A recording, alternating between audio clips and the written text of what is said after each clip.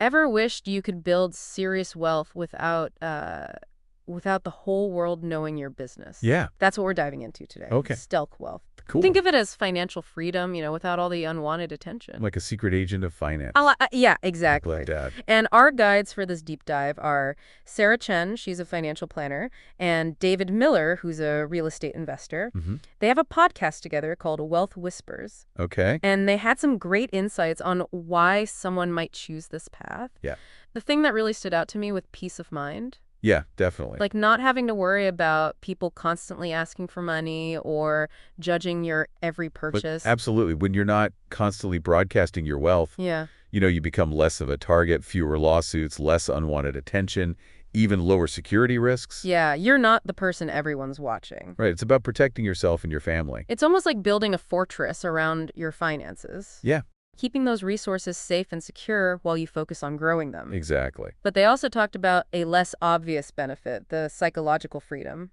That's a key point. I think a lot of people equate wealth with outward displays. Like you have to have the fancy car and the big house. Right, the bling. Yeah, exactly. But true wealth, stealth wealth, is about breaking free from that. Right. It's about defining success on your own terms. Totally. It's about aligning your financial journey with your personal values, not what society dictates. Yeah, love that. So how do we actually put this into practice? Well, Sarah and David lay out some key principles. yeah, And the first one, as you might guess, is living below your means. of course. But they went beyond to like saying no to every purchase. Right. They offer some really interesting strategies. Like what? Well, they talked about this concept of anchoring. Anchoring. Yeah, where we tend to base our spending decisions on an initial reference point. Okay, I'm following. So, for example, if you're used to driving an older car, when your income increases, you might be tempted to upgrade to like a much more expensive model. Yeah, I can see that. But what if you anchored your expectations to a slightly newer, more reliable car instead? You'd still enjoy an upgrade, You would. but without the massive expense. Right, it's about perspective. Yeah, it's about being mindful of those reference points and consciously choosing where you want to anchor your spending. I like that. And it ties directly into their next principle, distinguishing between assets and liabilities. Ah, yes, the classic assets versus liabilities. Dad was very adamant about this. I bet. He used the example of a luxury car. Okay. It might seem like an asset, right? Yeah, you'd think so. But if it's financed with a large loan, it's actually a liability. True, because it's draining your resources instead of building wealth. Exactly. And this is where I think it gets really relevant for our listeners. Yeah. Take a look at your own financial situation. Right now. Yeah, right now. Do you have any hidden liabilities? Ooh, good question. Things that might be quietly eroding your wealth? That's a great question for everyone listening. It could be anything from that subscription service you rarely use Oh, yeah. to that high-interest credit card debt you've been ignoring. Oof, yeah, that'll get you. The first step is to identify those liabilities and start strategizing on how to minimize or eliminate them. I agree. And this is where financial literacy comes in. Right. Sarah was really passionate about this. It makes sense. She believes that knowledge is power, especially when it comes to finances. For sure. The more you understand about money, investing, how the financial system works, the better equipped you are to make informed decisions. It's about empowering yourself to take control of your financial destiny. I love that. What are you doing right now to boost your financial knowledge? Well, Are you reading books, following financial blogs, or listening to podcasts like this one? well, I am right now. You got that right. But I also try to stay up to date on financial news, read books and articles, Yeah. attend webinars, that sort of thing. Yeah, there's so many great resources out there. So many. It's about finding what resonates with you and making it a habit to continuously learn and grow your financial understanding. Absolutely. And one area that often gets overlooked, Okay. even by those who consider themselves financially savvy, What's that? is tax planning. Ah, yes, taxi. Sarah made a great point. Tax planning isn't just for the wealthy. It's not. It's for anyone who wants to keep more of their hard-earned money. Makes sense. It's about understanding the tax code and legally minimizing your tax liability. Right. Even if you're not at a high income level right now, Okay. it's worth learning the basics and exploring strategies that could benefit you in the long run. Like what kinds of strategies? Well, there are a lot of different things you can do, like Yeah. utilizing tax-advantaged retirement accounts. Oh, right. 401 times an IRA. Exactly. Okay. Or exploring tax-efficient investment vehicles like municipal bonds or index funds with low turnover rates. Got it.